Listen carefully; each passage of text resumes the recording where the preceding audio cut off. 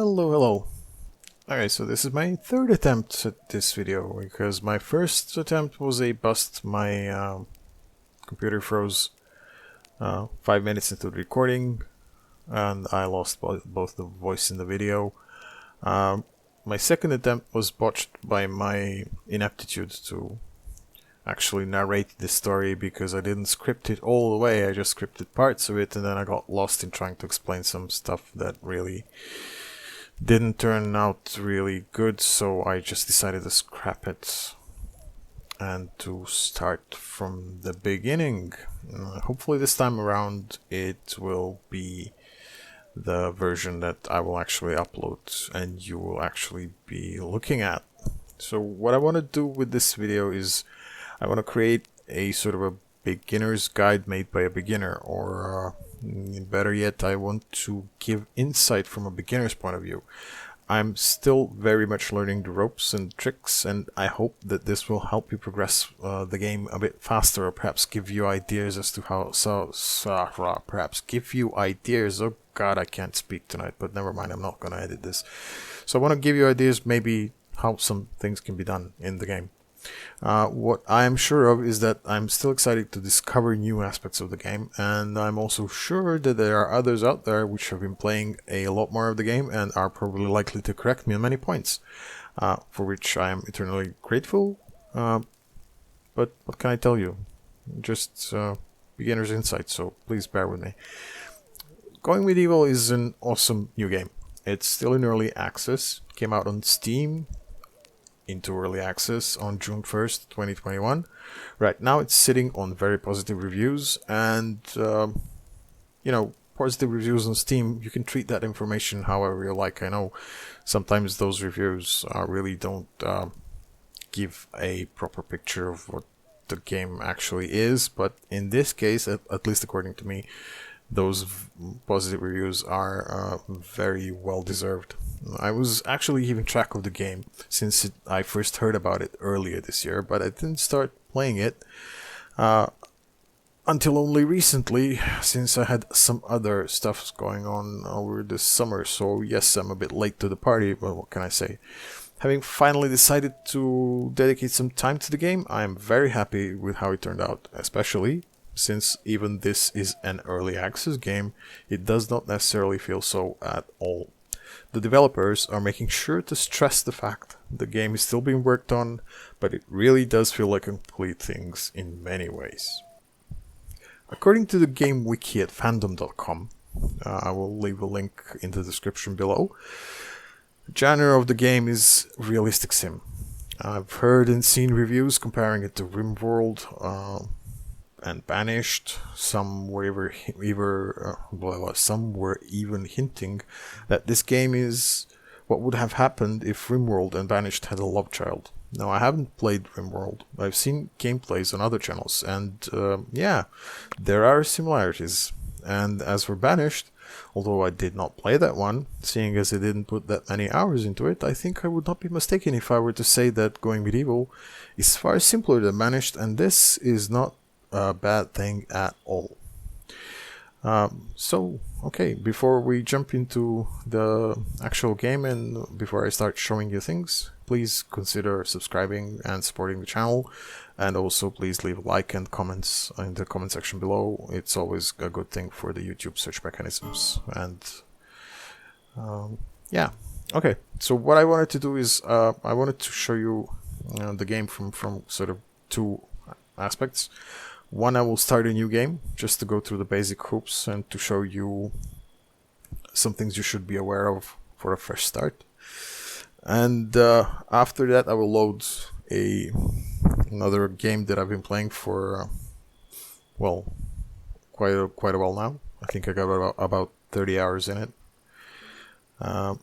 Just to show you what you can expect when you go past the first, let's say, year of gameplay. So I'll explain what I meant by that as we go. So let's create a new game. Once you create a new game, you get an option to choose a scenario. So you have 3 scenarios you can pick: standard peaceful survival, That's pretty self-describing here. I'm not going to go into details. I haven't played survival because I think at this point I don't know the game good enough, so it would only be frustrating for me. Peaceful has no combat, so no raids, which might be interesting for those of you who want to play the game and not think about trebuchets and bandits. Personally, I like this aspect of the game, so I chose to go with standard. Also, you can pick a difficulty. I went for normal on my first gameplay. I think maybe I don't know if I was brave enough to start on difficult and hard, because this game can be not so easy to master. Even on normal difficulty, I was struggling with some things well enough that I had to save and then to load saves and just to go back. I didn't want to really just let it run out. I just wanted to, make it perfect, as much perfect as it's possible for me to do that. Next thing you do is you pick your starting conditions. You have two generic options. Generic, pre-made, let's say. Well, first one is new life. You have your starting conditions here. You can see the starting season is spring. This is important. The game is divided into day and night cycles. So you have a 24-hour day and 12 days make a season. There are 4 seasons in a year, right? Spring, summer, autumn, winter. And winter is particularly a bad season. At least it was for me in this gameplay. I'm not sure whether later in the game it gets the other seasons get more difficult or something else, but winter was particularly difficult, and I'll explain that later. You get to choose the resources. So actually, no, you don't get to choose the resources. They are chosen for you. The equipment is chosen for you. The settlers are chosen, so the constraints actually are chosen. These are the constraints which will be used to generate 3 settlers for you, which is important. Lone wolf is a bit more difficult.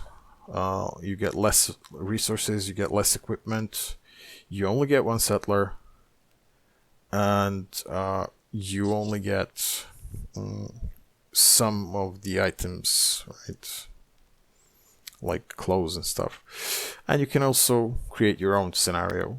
So you can create a scenario, you can put a short description, and then you can put in constraints.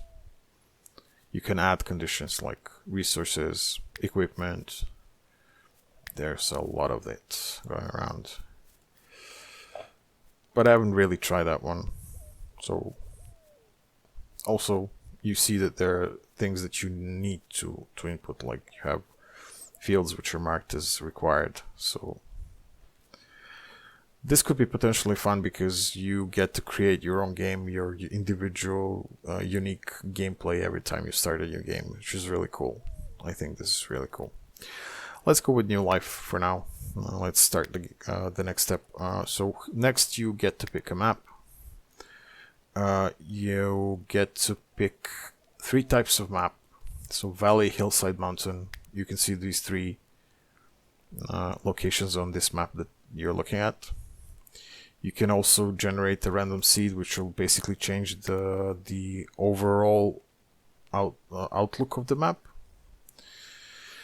This part, I think, is not completely developed yet, and again, I will show you later on what I mean by that. But you will notice that when I change from valley to hillside, the pointer with your heraldry will jump from one place to the other.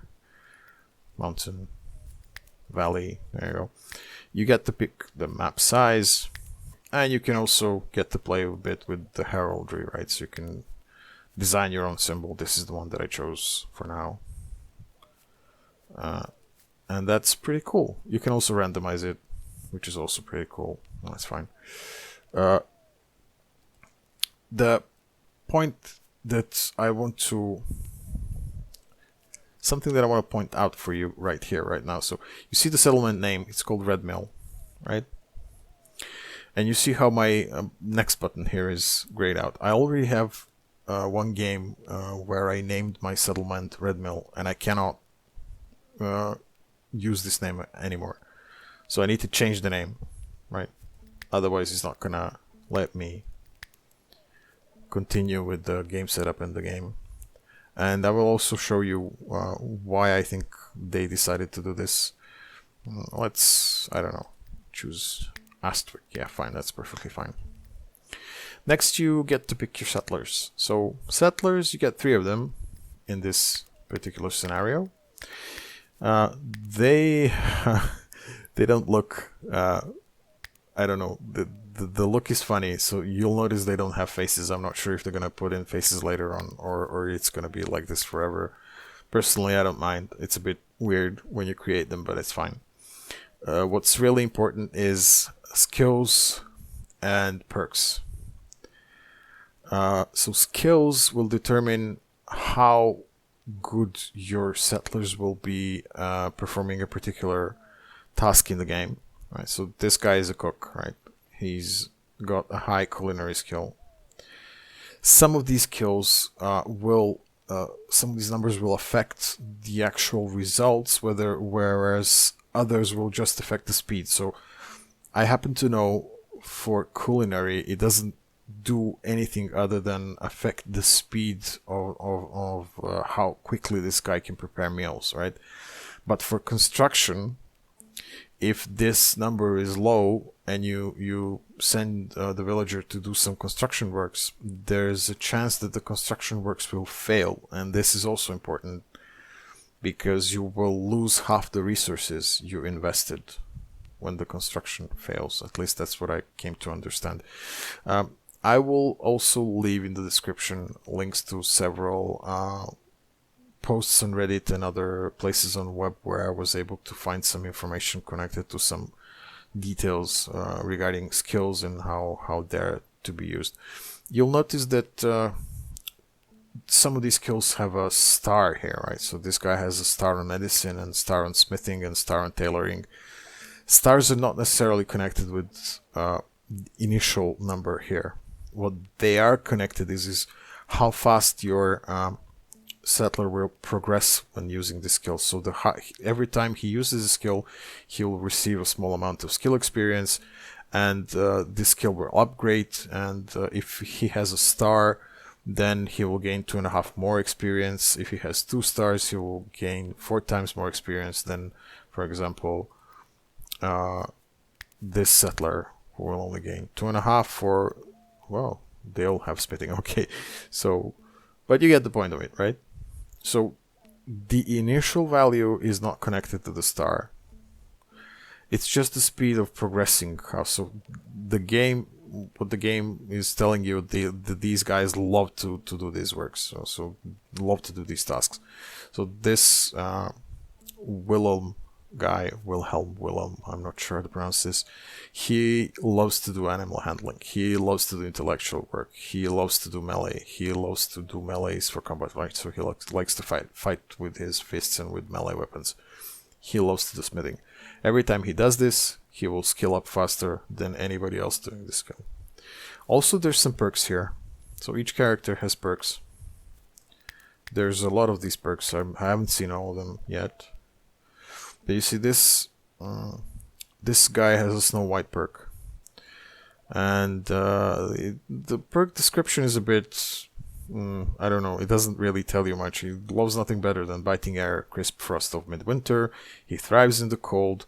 What this translates to inside the game is that when the winter comes and the temperatures start falling, this guy will freeze a lot less than everybody else, right? We'll get to that later on, but just remember Snow White here.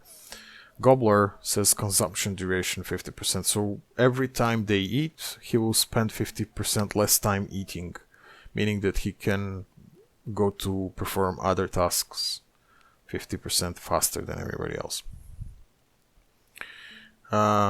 He's an angry drunk, meaning that at some point he might engage into some fights with other settlers. I did not see this in game, so I'm not sure if this is just for show or it's actually reflecting an existing mechanism in the game, so I can't confirm this as of yet. Robust, as you can see, hit points recovery 15% plus, motor function 10% plus, wound regeneration 15% plus, again very important when you're playing in any other mode than peaceful. for the peaceful mode, these would be completely useless. So I can just randomize these, and you will see that he will change the appearance, the gender, and also the skills and the perks. What this basically means is that you can keep using the randomize button until you actually get more or less the skills that you think you will need at the starting of the game. Some stuff you will most certainly need right away is botany, carpentry, mining, melee, marksman, and construction. The other skills will come in handy as you progress, but I think botany, carpentry, construction, marksman, melee, mining, I think these are really important to start with. But you don't necessarily need everybody to know everything, right? So you want to specialize your guys, right? So this guy I might even decide, if I were to play this game all the way through, I might even decide to keep this guy just purely for research. I'm not gonna this is something that I will prioritize inside game for this character, because he already has a high intellectual score to start with, until I get another settler, and I will get more settlers in the game through various different events. Until I can get someone who has a star here, or maybe 2 stars, I will keep this guy doing this job. Here you can see your group skills, so this is the overall skills, taking into account all of the 3 settlers that you have. Also, you can see for each settler the religious alignment, so the game has religion. There are 2 religions in the game, restitutionists and Oaken Brothers, or Oaken Brethren, some Oak Brethren, yeah. From what I was able to see, this will only affect the morale of your villagers, so it does not affect anything else. Again, I could be wrong. There could be something in the late game that I haven't still seen yet. What you can do, you can have religious objects in the game for these guys, so like sort of small altars built where they can pray, and this will keep their mood up, and it's something that you want to keep track of. You want your settlers to be happy, otherwise they're going to start leaving, and then you're going to be stuck with not enough people to do particular jobs. Okay, let's go further. So it will just let me again look at the summary of what I've chosen. Settlers, Valley, New Life, Standard, Normal, blah blah blah. I'm gonna turn off tutorial tips for now. I'm gonna generate the map.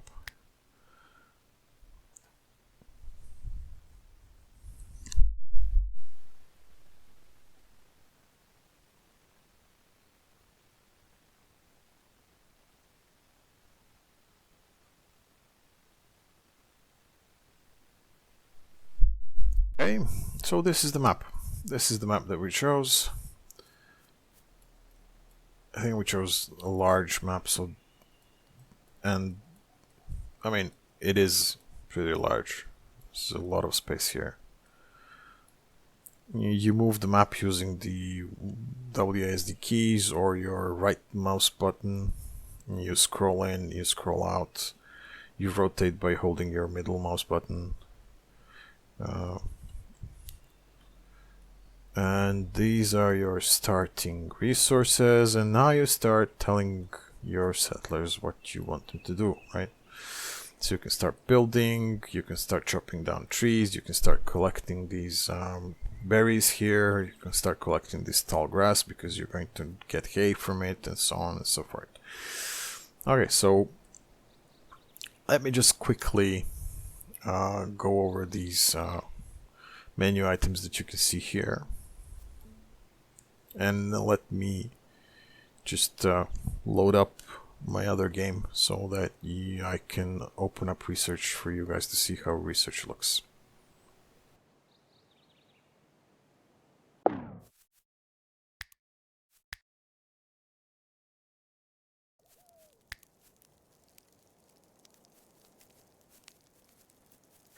Coming to the loading section, what you can notice here is that the game actually segments the loads according to your town name, right? So that's connected to the thing that I've already shown you. So if you already have a town with name Red Mill and you want to start a new map with the same town, it will not allow you because you already have some saves there, right?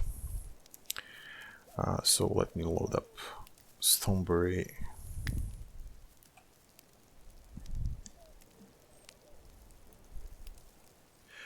Okay, so this is my main game for now. This is my little settlement called Stonebury. You see I've been pretty busy here. Let me just turn these on so you can see how this looks. I started with a small pile of resources. I've managed to build this, whatever that might be. I know it's not the pinnacle of architecture, but again, as I said, I'm just a beginner here. You will notice that I've used several different materials, right? So I have a clay wall here. I have a limestone wall here. I also have some wooden walls here. I've used wickers for this roof. I've used limestone slate for this roof. Here I've used limestone blocks. So these materials you will progress into them using research as the game progresses, right? But let's not get ahead of ourselves here, so let me just go back to the basics, right? So I'm gonna pause the game a little bit until we go through all these. Alright, so a lot of things going on here. So as you can see, I already have 9 of these villagers.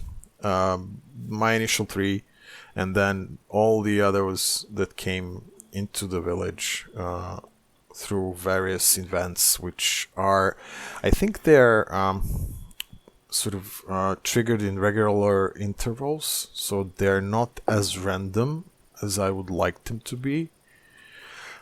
Some of these were like escaping other settlements on the global map, and they came to me as escaped prisoners, which in turn caused a raid to be triggered on my settlement, and I had to fight off some people who were actually looking for these guys. Some others just came in to settle on their own, and there was no special event linked to that. The main map here, you can find it on the region. This part, I think the guys are still developing, right? So right now, if you can see, I have a 69.3% region influence.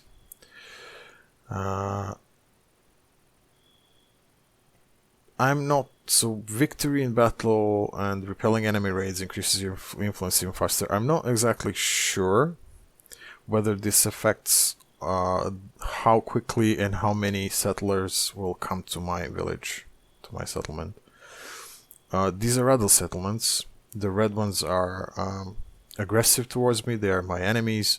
The blue ones are friendly towards me. They are my friends, but there's really no interaction between us at this point, except for maybe the occasional settler which is either escapes or migrates here.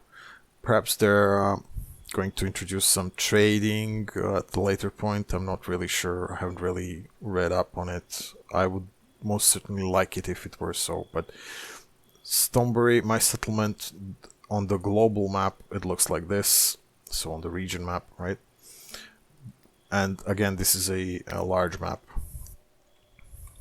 So if they at some point decide to let us move to other settlements in the region, expand, maybe add territory, that would be really interesting, right? You'll notice that I'm not in a valley. I've decided to play this on a hillside because in a hillside you get more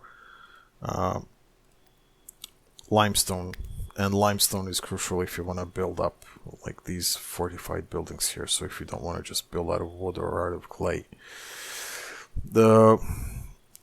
you can almost at the start of the game you can start using wood, limestone, and clay. You can build elements from those. So you can build a wooden wall or a clay wall or a limestone wall. Building is pretty straightforward. You want to select what you want to build and you just drag it. You create something.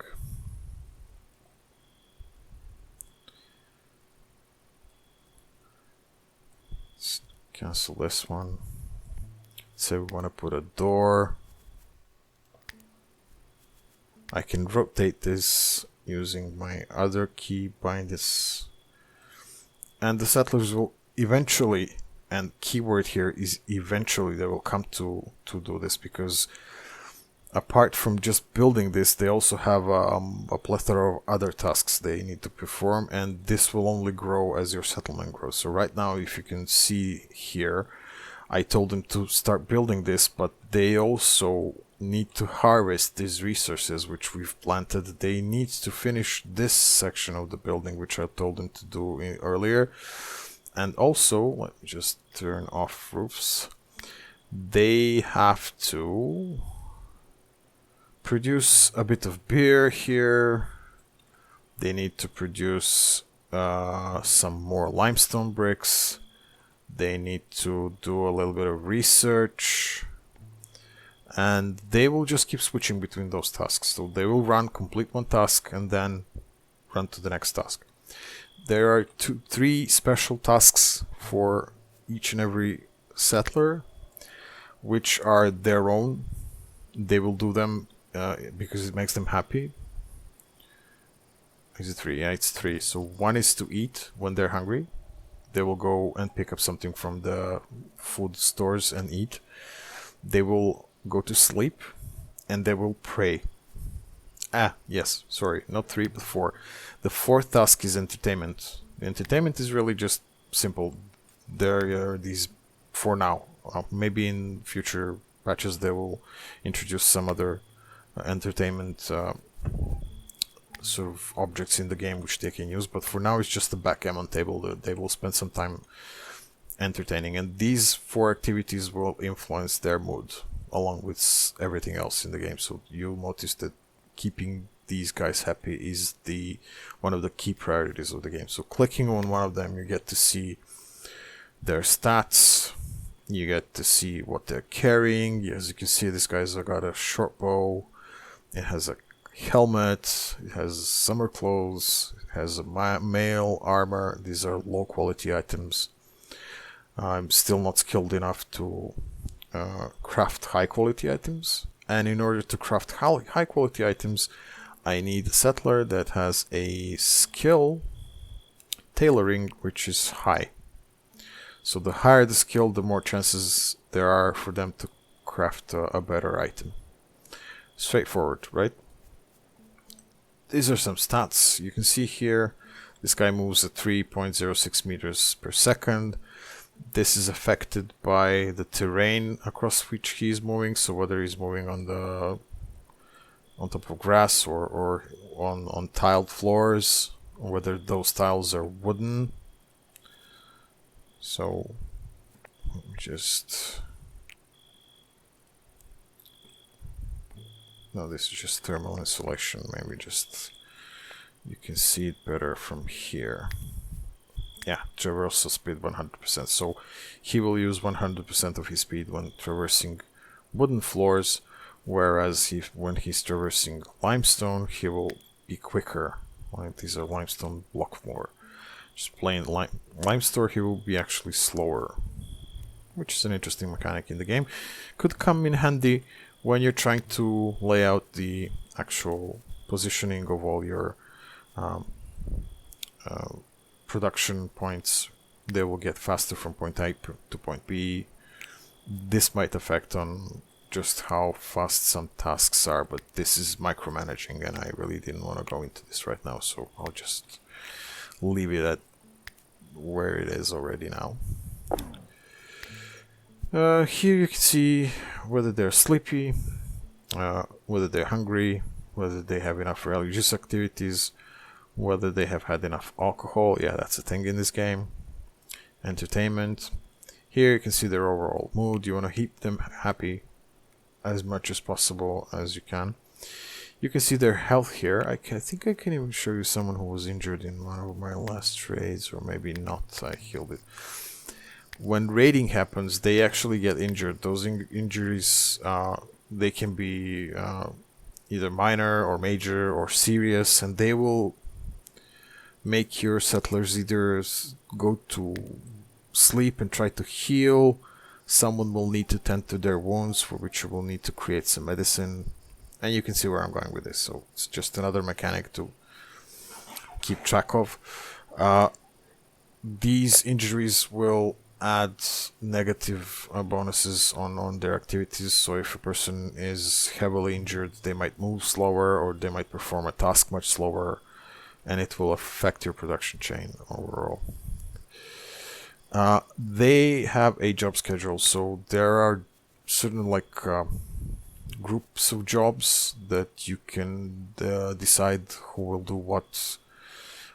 You can assign some priorities. Like for here, I told for this character, her highest priority is to tend to the wounds when they happen. Second highest priority is to construct. As you can see, she has a construction attribute of 20 skill. Sorry, not attribute. This guy is my cook. His culinary skill is 29. So he's very fast at preparing meals. This guy I've got gardening. His botany skill is at 26, but also harvesting, also cutting plants and chopping trees.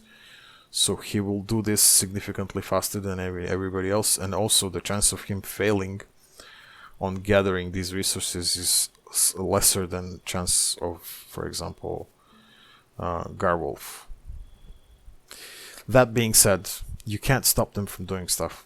So I haven't found a way to stop this character from going to the garden and picking up, harvesting my vegetables. I mean, perhaps I could fine-tune them somehow that he never gets into a position to actually do that, because the others who have a higher botany skill will always be there before him. But again, there will be situations where this guy will be busy doing something else. For example, he will be praying or eating, and I would have queued some work to be done here, and this settler will go there and do the work, which might result in him getting the actual resources, or it might result in him, botching the job and failing and then losing the resources. But it's not a big deal. It's just part of the fun of the game. What you can do is you can right-click on something and you can prioritize. So this is the way that you can make sure that they go and do this. And this way you can make them go and do something, but again, you can't stop them from doing something else. I can tell him go and haul this,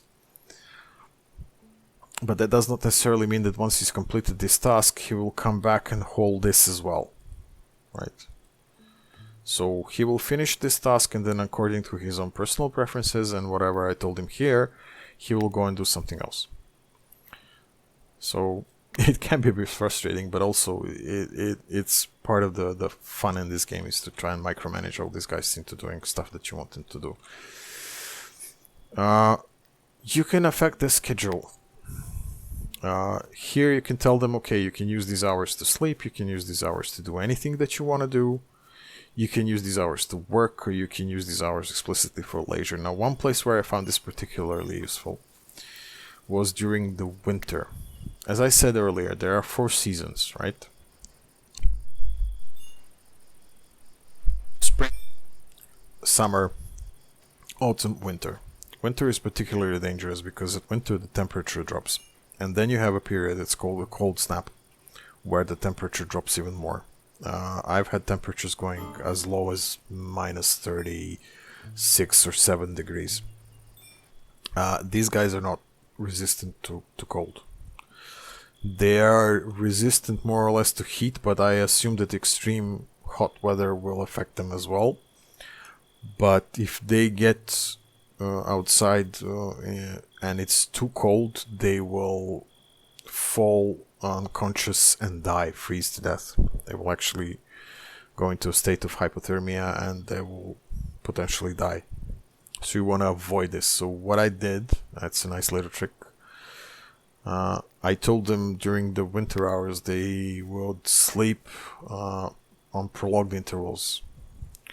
They would sleep all the way to 11 a.m. and then they would go back to sleep at, let's say, 6 or 5 p.m. I will force them to go to bed. They will go to bed during the hours where the temperatures are the lowest. I keep all their rooms warm, so it helped me survive through the winter. Maybe not the smartest way to do this, but at this point I have no clothes to provide to them, which will protect them from this. Which brings me to another topic, which is items in the game. So you have like typical materials for building and for food and blah blah blah, but you also have these items that they're wearing, right? So you have the spears, so weapons.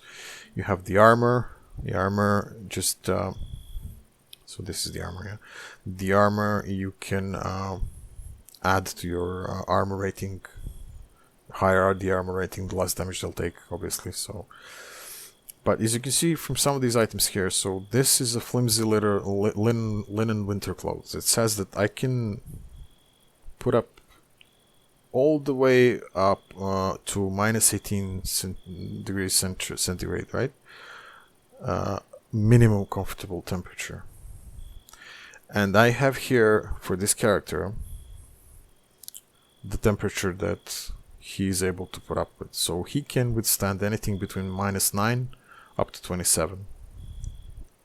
As you can see, these attributes add, right? And I don't have the clothes at this point to protect them from minus 35, so I just sent them to bed. It's a neat technique for early game. I'm sure that as I play more, I will find different ways of keeping my settlers warmer and maybe getting some better items from them.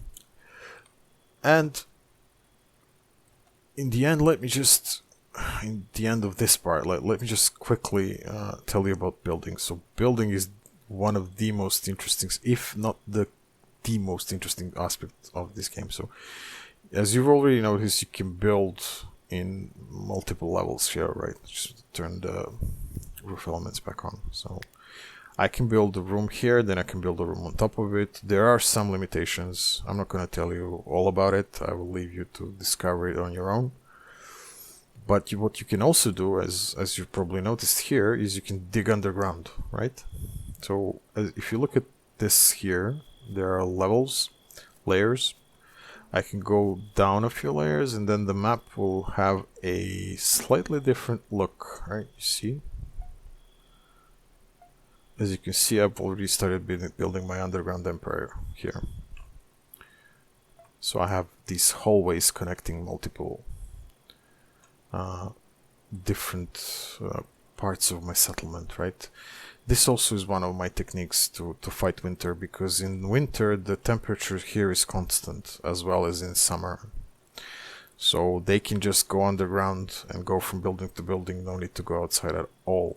I can lock the doors on the buildings, right? I can permanently lock these. And if I lock the doors, I can effectively stop them from going outside at all, providing that I stockpiled enough resources. If I haven't stockpiled enough resources, then I'm probably going to have to make them go outside and do some work and hope that they will not freeze. Managing, I've already spoken about this. Here you can determine what happens when you're attacked and you haven't drafted these characters. I will get back to that in a little while. Here you can manage what sort of weapon they want to use. So if they have marksmanship skill, you want them to use bows. If they have melee skill, you want them to use melee, right? If they have average skills and everything, then I guess you have to choose who's going to be the front line, who's going to be shooting with the bow and arrow.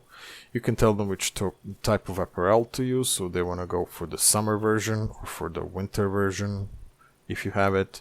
Also, you can manage the armors.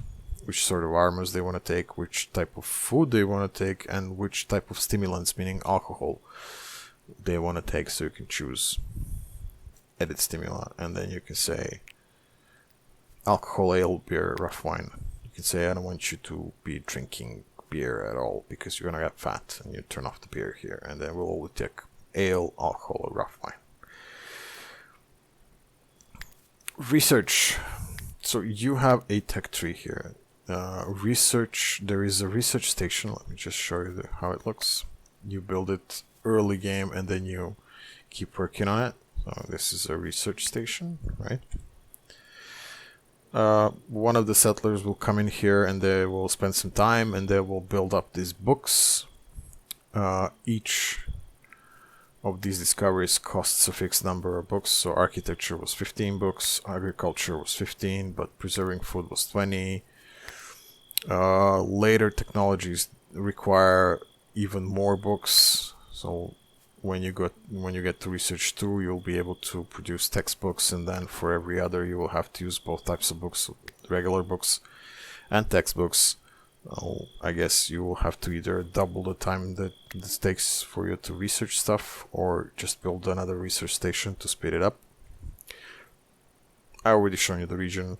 There's one thing that's left that I want to mention in this video, and that's room bonuses, right? So there are specific conditions under which a room that you built will get a number of bonuses, right? So if you notice here where my research station is, right, you see that I have the actual research table.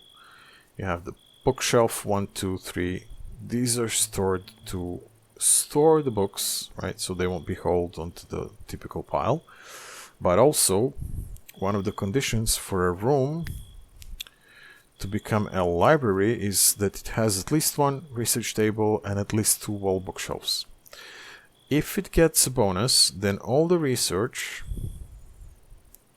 will get a bonus, 132%. So the research will be faster. This goes for kitchen, they will cook faster, workshop, they will build stuff faster, library, church, the bonus for praying will be bigger. I'll just quickly show you how it looks here. I built them actually too. And you can see Martin praying here, that's nice. So I've built them separate temples because they're not really as happy when you put them together as when they are separated. I haven't seen any conflict between the two religions yet, but who knows, maybe that'll come in at a later stage as well. Bedroom, they will be more rested if they have separate bedrooms. Initially it's going to be a bit difficult to do that, but eventually you'll get there. You see that I have, let me just turn this quickly off. I have bedrooms for each and every one of them. It's a bit of an unnecessary luxury. I have also started working on another on the 9th bedroom, because in the meanwhile I received another settler. I have to still decide where I'm gonna put them. So for now he's sleeping here. He's getting no bonuses. Great Hall, which I haven't still accomplished yet because I don't really have a room which could count as a Great Hall. I've thought about maybe making this room, but in order for a room to have bonuses, it needs to be completely closed off. So you can't, this room will never be a Great Hall unless all of the room fulfills all of the requirements, right? And seeing as I have, or where are we in Great Hall? So it cannot have a hay sleeping spot, wooden hay bed, restitutionist shrine, stone oak brethren shrine, and other workstations. So it doesn't say anything necessarily about the backgammon tables. So if I manage to fulfill all these requirements, maybe I can create a Great Hall but for that I'll need to put in some decorations, and I will get to work on that later on. Right now we're building up stockpiles and resources for the summer. Okay, that's I think about it for now. Let me just finish off with personal lists of things that I really like and then some things that I do not like in the game. So what I really like is the building, right? I may not have the greatest talent for it, but I'm really enjoying figuring out how to create these different rooms, how to lay this all out, how to make these little houses for them, the rooms, the research, to create my own sort of little fort here. I want to build a wall. I want to, dig a moat. For this, I need a lot of resources, and it'll take me a while, but it's really, really fun. The construction is really very well thought out. It has some limitations, right? So, for example, you have something that's called stability. If you want to build up, the more stability you have, the lesser chances are that the building will crash down. That can happen. It can also happen that someone will come along with a trebuchet and they will just crush everything that you've built. That's why I want to go and build with later game materials, like here hit points for this limestone block wall, as you can see, are 800, whereas just this block wall, which is made just out of limestone, so not blocks, it's 300. You see the difference. So this one will take much more damage before it crumbles. Building is great, although, as I said, limitations, right? So, for example, this stability thing means that you are limited as to how big a room you need to have. So if you look at this room that I've made here, you'll notice that I have a lot of pillars holding everything up. I also have some wooden beams supporting the whole structure. One way to increase the stability is to put wooden beams, but then it could get a bit ugly if you didn't plan it well. But still, it's fun. It's really great. It's a great fun. I also like the character managing part. I like the fact that you're able to, micromanage them and still they have a sort of a mind of their own. So you can be fairly certain what they're gonna do, but never 100% certain, or at least I haven't reached that level of zen in this game. I like the raid parts. So when someone attacks you and you have to defend yourself, you have to get real tactical about it.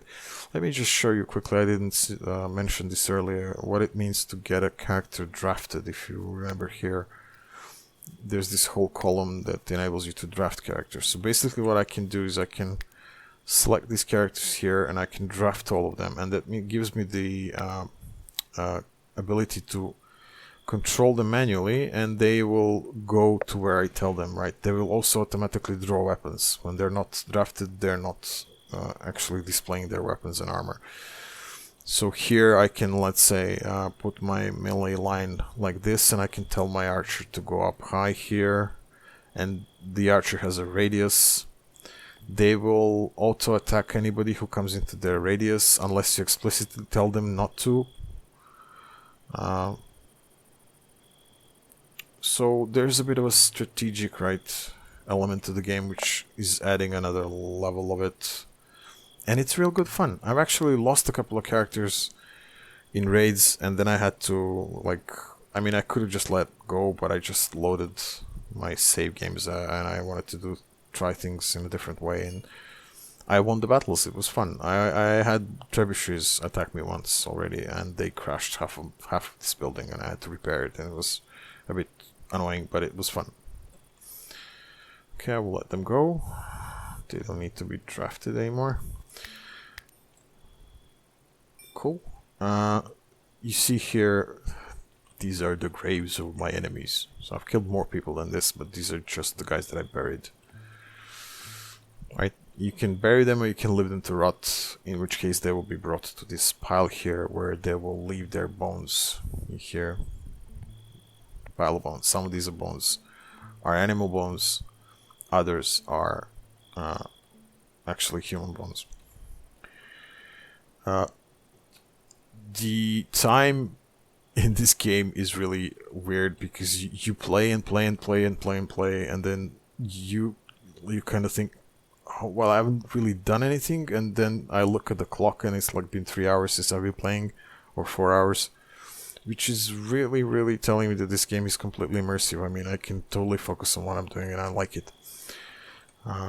So those would be the things that I think I like the most here, right? What I don't like is that some aspects of building are not as of yet developed fully, at least not.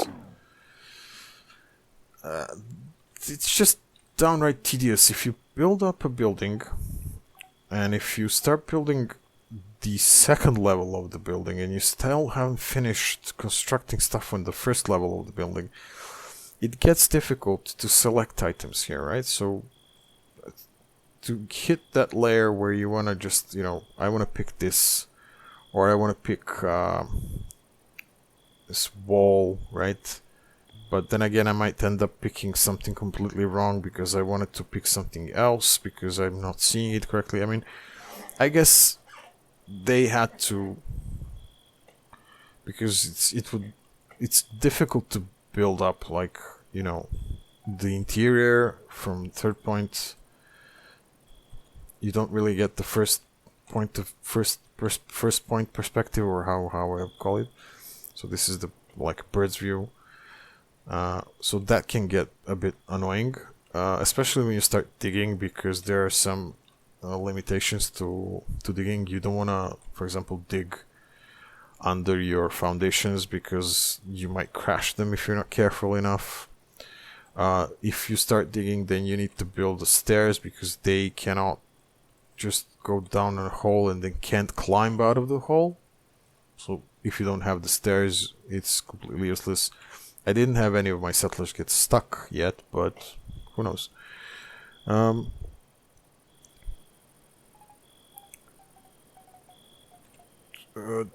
Another thing that I dislike, and this is gonna sound weird to you guys, but it's, again, time just flies when you play this game. I mean, I've spent way too much time playing this game, and it leaves me both happy that I made some progress, and it also leaves me frustrated because it can get just too slow from time to time, because you can speed stuff up, right? There are 3 basic speeds together with the pause the game, but if you start micromanaging and you speed the game up way too fast, things will start happening and will start spiraling out of control pretty soon. So they will run out of food, they will run out of fuel, they will get stuck doing some jobs that you really don't want them to be doing, and then you will end up with having some resources not hauled back to the pile. And this is a bad thing, because in this game, resources, they can decompose and you can lose them, so the resources are not forever, right? If you look at this here, you can see that this pile of barley will either decompose in 32 days, which granted is a very long time here, or it will rot because of the spot where it's sitting. So you need to have this holdover to a pile, and then this pile depends on this pile, things depend on the material on top of which the pile has been built. So if it's built on the ground, it's not the same as if you put some wooden tiles underneath it, right? So here, maybe I can show you this. This is just not a good example, but see here, decomposes of ground type. It's not on wood, it's on ground. Food you want to keep underground, because there is no refrigerating food in this game, and in this game food has an expiration rate. Right? It will rot. You will stay hungry if you don't keep track of this and keep your food underground where it's fresh, and again, not on plain soil. You have to build something underneath it, because otherwise it will just rot again, because of temperature, because of ground, etc., etc. So all of this can, spiral out of control too quickly if you're not paying attention, and that can be frustrating. So yeah, I know I literally just said that time is one of the things that I like, but I also dislike. What can I tell you? Just things like that happen.